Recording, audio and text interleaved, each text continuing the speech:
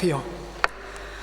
Seigneur, Créateur de l'univers, chef de toutes les richesses, chef de nos richesses aussi, merci parce que nous pouvons participer à la vie de ton Église visible ici sur la terre. Nous te prions, Seigneur, pour cet argent, l'argent qui a été offert comme symbole d'une offrande plus profonde, l'offrande de notre cœur. Cet argent soit employé avec sagesse et crainte. Merci, Seigneur. Amen.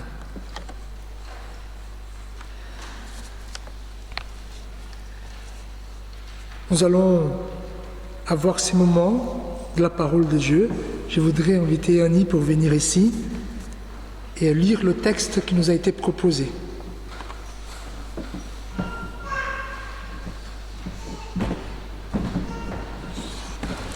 Nous lisons dans le livre de Romains, au chapitre 11, à partir du verset 11.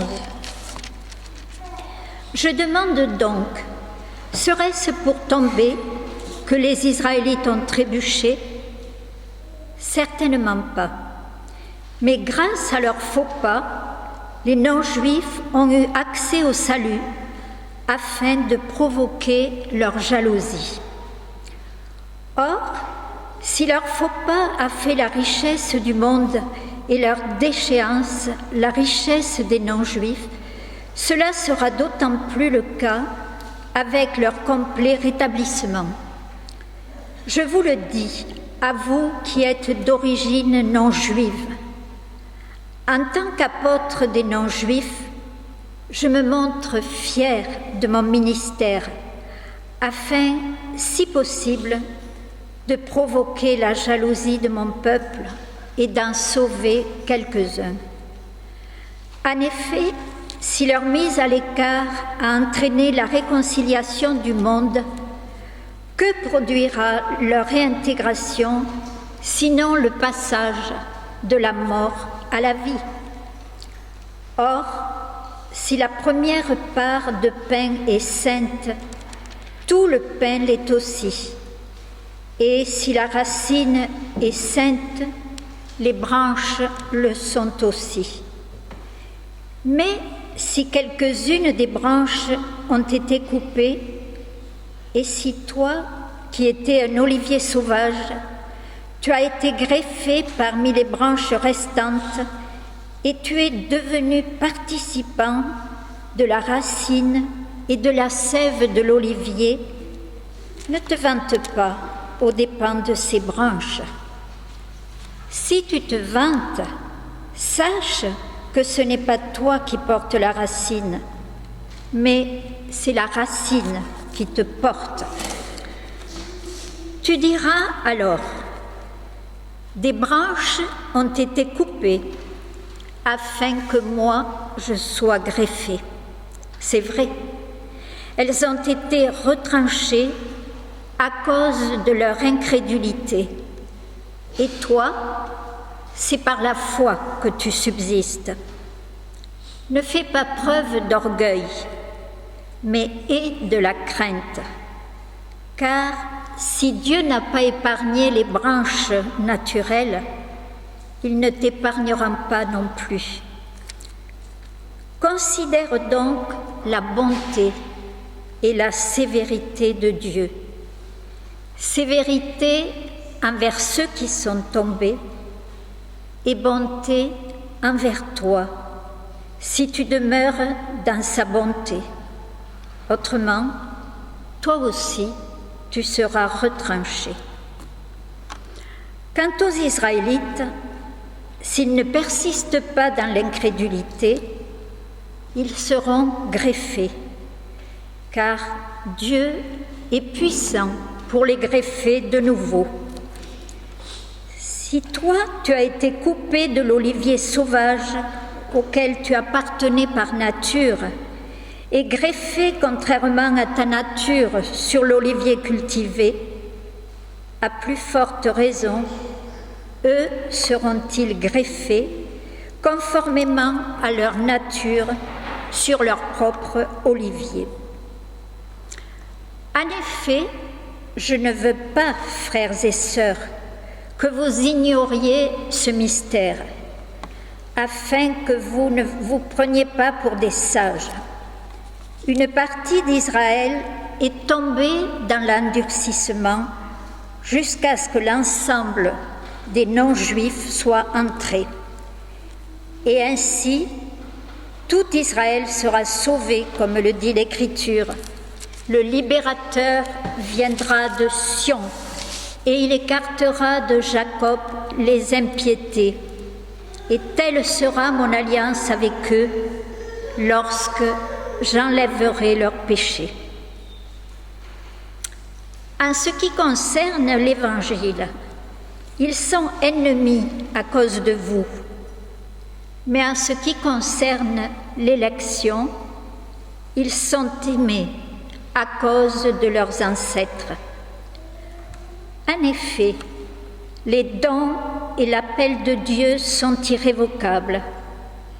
De même que vous avez autrefois désobéi à Dieu et que vous avez obtenu maintenant grâce à cause de leur désobéissance, de même, ils ont maintenant désobéi afin d'obtenir eux aussi grâce, à cause de la grâce qui vous a été faite, car Dieu a enfermé tous les hommes dans la désobéissance pour faire grâce à tous. Parole du Seigneur.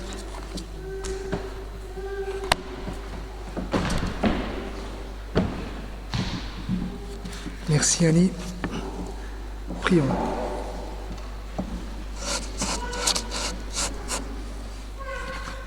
Seigneur notre Dieu,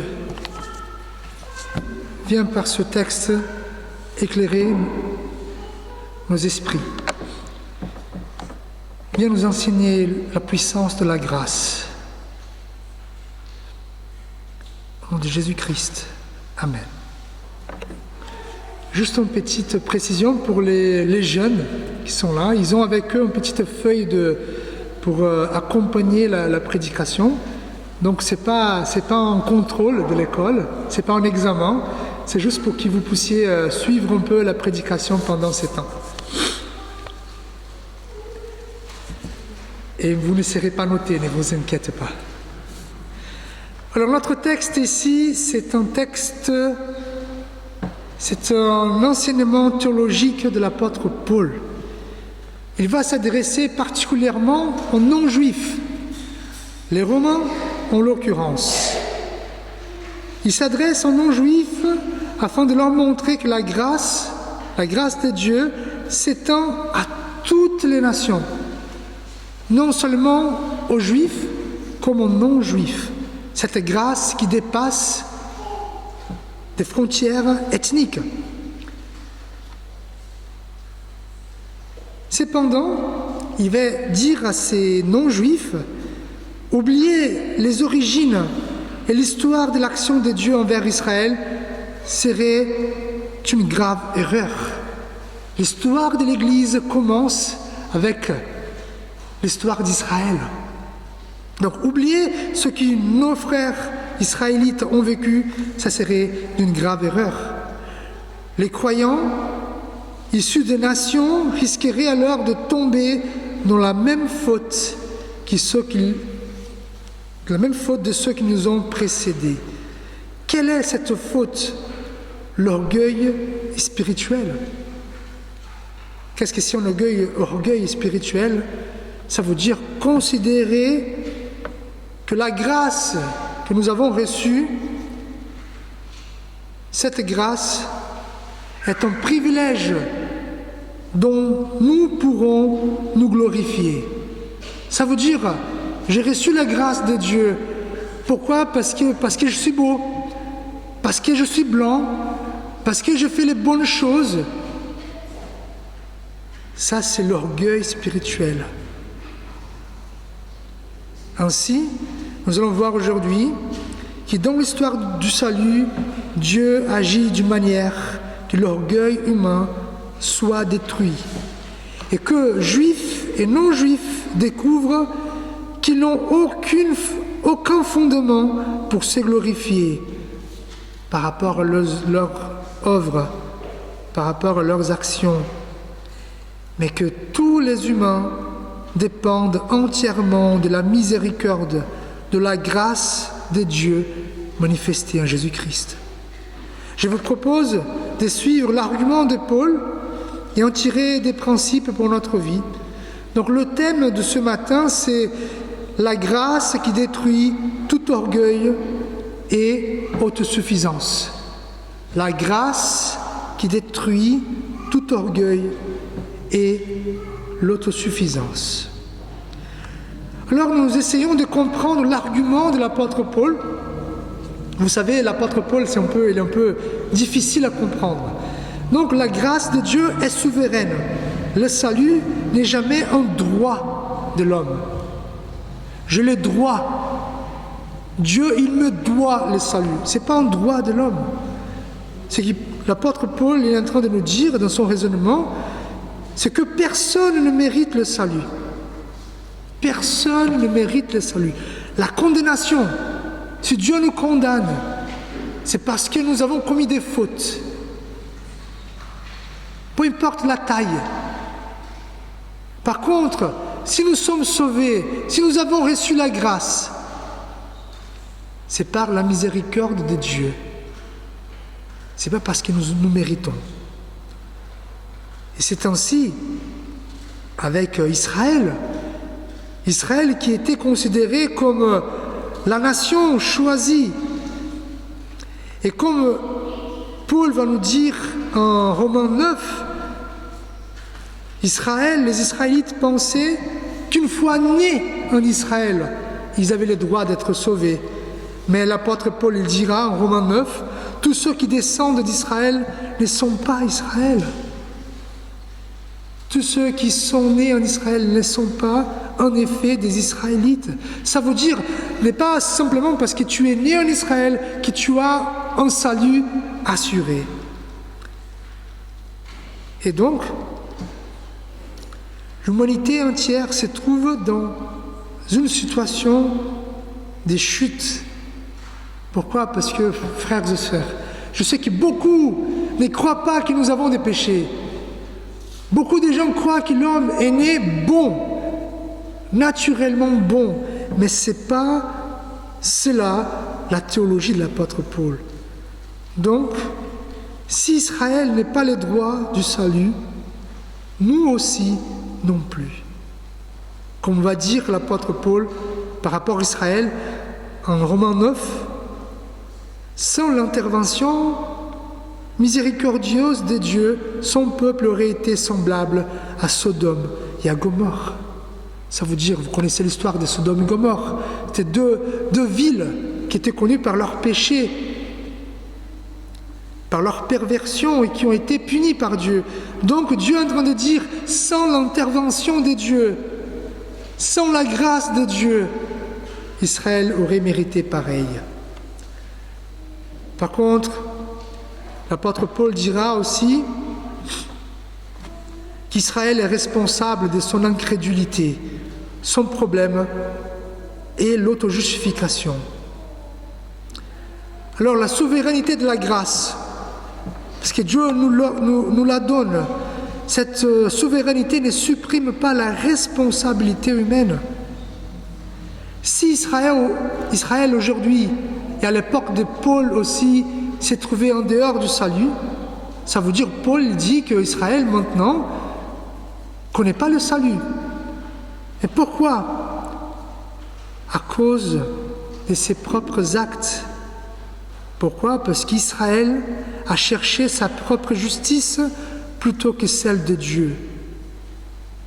Comment on appelle ça? L'orgueil spirituel. La loi avait été donnée pour conduire Israël vers le Christ. La loi était là pour montrer que, voilà, vous êtes imparfaits, mais voici, suivez ça. Et même en suivant la loi, on pouvait facilement dire, on n'arrive pas à accomplir Nous avons besoin d'autre chose. C'est pour ça que Jésus est venu. Ainsi, au lieu d'Israël reconnaître « j'ai besoin du Christ pour être sauvé », Israël a dit « je vais établir moi-même ma justice par son système de lois ». Alors c'est pour ça que Jésus est devenu une pierre d'achoppement. C'est ça comme dit Paul en Romains 9. Comme il est écrit, je mets dans Sion une pierre qui fait obstacle, un rocher propre à faire trébucher. Mais celui qui croit en lui ne sera pas couvert de honte. Paul est en train de dire que Israël a cherché l'auto-justification. Israël a cherché à donner à soi-même sa propre valeur à son existence, son propre sens à la vie, sa propre justice, son propre identité devant Dieu. Et comment Paul il conclut ça en Romains 10, ne connaissant pas la justice de Dieu et cherchant à établir leur propre justice, ils ne se sont pas soumis à la justice de Dieu. Frères et sœurs, Paul est en train de dire que Israël, c'est lui qui est dans l'origine de l'Église, l'origine du peuple de Dieu, est tombé parce que c'était un peuple orgueilleux qui croyait qu'ils méritaient, ils avaient les droits du salut. Et à partir de là, ils ont établi un système autour de cette vérité. Et troisièmement, comme on voit ici, la chute d'Israël, comme dit l'apôtre Paul, n'est ni dépourvue d'essence, ni définitive. L'apôtre Paul va dire que même cette chute, même le fait d'être en dehors du salut, il a un sens pour la chute d'Israël. Et donc ici commence notre texte. Paul dira qu'Israël a trébuché, mais Dieu n'a pas voulu que sa chute constitue le dernier mot sur son histoire. Et donc, Paul, dans son façon de faire son discours, il va poser la question, ont-ils trébuché afin de tomber? Il parle d'Israël. Ont-ils trébuché à cette pierre d'achoppement, Jésus-Christ, afin de tomber? Il n'y a que ça. Loin de là, mais par leur chute, le salut est devenu accessible aux païens. Ce que Paul est en train de dire, que Dieu il est capable d'utiliser les actes commis contre lui, contre Dieu, pour réaliser finalement son propre dessein. Frères et sœurs, les hommes, ils peuvent agir contre Dieu, pourtant Dieu peut intégrer cette désobéissance dans son plan. On peut prendre l'exemple de Joseph. C'est lui qui ne savait pas ce qui se passait, ses frères l'ont vendu et finalement tout ça a été transformé en bien. On prend l'exemple de Jacob, mais on prend l'exemple suprême, le sommet de ce principe est Jésus-Christ, la croix, l'assassinat du Fils de Dieu, acte suprême de rébellion humaine, devient précisément le moyen de salut pour tous les hommes. Alors, ce que Paul est en train de dire, que même la chute, la désobéissance d'Israël fait partie du plan de Dieu pour le salut de tous les hommes, de toutes les nations. Et même la conversion des nations a un but pour Israël, comme dit l'apôtre Paul en Romains 11. Par leur transgression, le salut est devenu accessible aux païens, afin qu'ils soient excités à la jalousie. Vous voyez ici le plan de Dieu.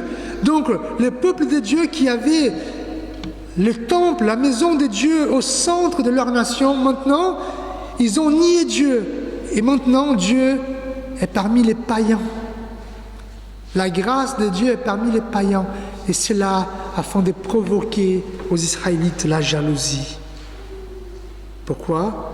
Afin que ce peuple puisse regarder chez nous, les non-juifs, les païens pour Paul, et puissent voir une vraie relation avec Dieu et puisse se dire, voilà, je veux vivre cela avec Dieu. Après,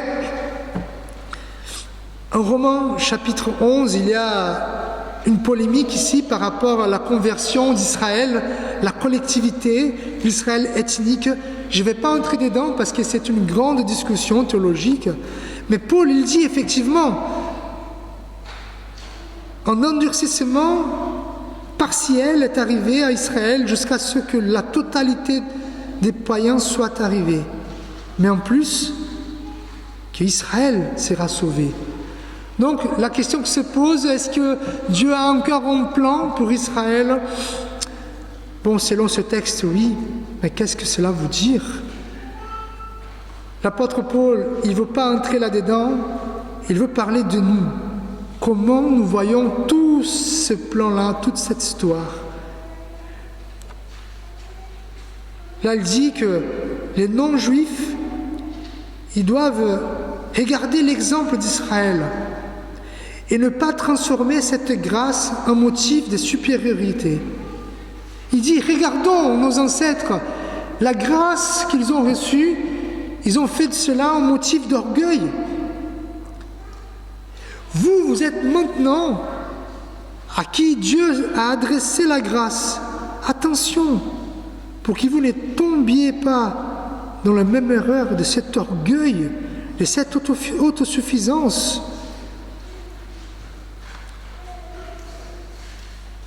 Nous, en tant que chrétiens, on peut dire, voilà, je suis dans une meilleure situation que les Juifs. Les Juifs ont reçu Jésus-Christ, ils ont tué Jésus, ils ont péché, mais nous avons reçu la grâce de Dieu. Voilà comme Dieu m'aime. Je suis enfant de Dieu, je suis choisi, je suis merveilleux, je peux tout faire de ma vie et Dieu va continuer à m'aimer parce que j'ai la grâce de Dieu. Attention, frères et sœurs. Et là, je parle à nous les protestants. Parce que nous les protestants, nous avons un orgueil là. Parce que nous avons la grâce. Regardons, les peuples sont des peuples qui sont bornés parce qu'ils suivent tout et n'importe quoi. Regardons les Israélites, regardons les catholiques qui vont à l'église tous les dimanches et qui suivent des règles et des tout. Nous sommes les protestants. Nous avons compris, nous avons reçu la grâce. Voici comme Dieu est bon. Maintenant, nous pouvons comprendre l'Écriture comme nous pouvons vivre notre foi comme nous voulons, nous pouvons enseigner comme nous voulons. Pourquoi? Parce que nous avons la grâce. Attention, attention, attention, cet orgueil. Attention pour ceux, c'est plutôt lié aux évangéliques, qui croient que pour être amis de Dieu, il faut faire tout, exactement tout. Nous avons reçu la grâce, nous ne méritons pas. C'est la grâce de Dieu.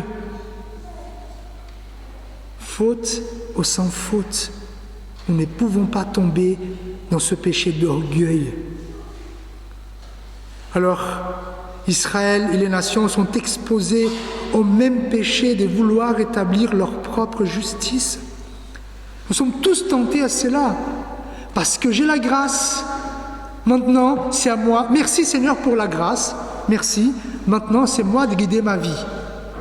J'abandonne les droits donnés par Dieu et moi, je donne les droits à tout homme. J'abandonne ce que Dieu dit par rapport aux familles, j'abandonne ce que Dieu dit par rapport aux églises et maintenant, moi, j'établis les règles dorénavant parce que j'ai la grâce. Comme dit l'apôtre Paul, Israël cherchait à établir sa propre justice et nous pouvons nous-mêmes établir notre propre justice. Et ça, c'est grave. Et ça, c'est grave. Et comme dit l'apôtre Paul, la grâce possède deux faces, la consolation immense, mais aussi l'humiliation radicale. Pourquoi? Parce que si je regarde ma vie, je vois que je ne peux pas venir vers Dieu, je trouve dans la grâce une consolation. Par contre, je reconnais de suite que je ne mérite rien. Je ne mérite rien. Comme dit l'apôtre Paul en Romains 3, où donc est le sujet de se glorifier? Il est exclu. Je ne peux pas me glorifier parce que la grâce a été donnée gratuitement. Donc, cette grâce qu'elle provoque en nous, cette consolation, mais aussi l'humiliation. Donc, il faut contempler à la fois la bonté et la sévérité de Dieu. Comme dit l'apôtre Paul au verset 22, considère donc la bonté et la sévérité de Dieu. Oui, Dieu, il est bon. Dieu, il est bon envers ceux qui reconnaissent cette grâce. Mais il est sévère avec ceux qui croient que cette grâce, c'est un droit. Et nous pouvons faire n'importe quoi avec la grâce que Dieu nous a donnée. Alors, le salut d'Israël et celui des nations obéissent finalement à une seule logique. Tous doivent dépendre de la miséricorde. Alors, Paul, il établit une symétrie là. Les nations étaient désobéissantes, puis elles ont reçu miséricorde. Israël est maintenant dans la désobéissance. Israël recevra lui-même aussi la miséricorde. Donc on voit même pour Israël, il y a l'espérance, l'espoir. Et donc, Paul, il veut dire, imaginez Paul là qui est un juif, mais un vrai juif. Imaginez un Français, un vrai Français, avec le béret, avec la baguette, avec tous les clichés que vous pouvez voir, qui était en train de parler en notre nation. Et Paul, en étant juif, il est en train de dire, les juifs, ils ont péché, ils ont tombé, ils sont en dehors le salut. Alors, vous, les païens, vous avez reçu la grâce. Merci Seigneur. Et donc, ni les juifs, ni les païens, ni les non-juifs peuvent dire « nous méritons la grâce ». Dieu nous doit cette grâce parce que Dieu est bon. Si la Bible dit que Dieu est bon, nous méritons sa bonté. Non, parce que nous méritons la condamnation. Alors je conclus. L'orgueil transforme ce qui a été reçu en l'orgueil transforme ce qui a été reçu en quelque chose que l'homme imagine posséder par lui-même. La grâce fait exactement les mouvements inverses. Elle rend à Dieu la gloire de ce que nous sommes et de ce que nous avons reçu. Donc, frères et sœurs, remercions pour la grâce que Dieu nous a adressée. Amen. Demain, lundi et mardi à 18h, nous aurons une formation qui s'appelle Corps, identité et sexualité et mariage. Une réflexion biblique dans la perspective réformée évangélique. Voilà. Avant, si vous avez remarqué, il a été écrit sexualité et mariage. Mais je suis désolé parce que en portugais, sexualité ne veut pas dire la même chose qu'en français. Donc pour éviter la confusion, on a mis corps, identité, sexualité et mariage. Donc demain à 18h, nous allons parler spécialement sur le mariage. Toute joie et toute paix dans la foi pour que vous débordiez d'espérance par la puissance du Saint-Esprit. Que l'amour de Dieu notre Père, la grâce de Jésus-Christ et la consolation du Saint-Esprit soient avec vous tous aujourd'hui et à jamais. Amen.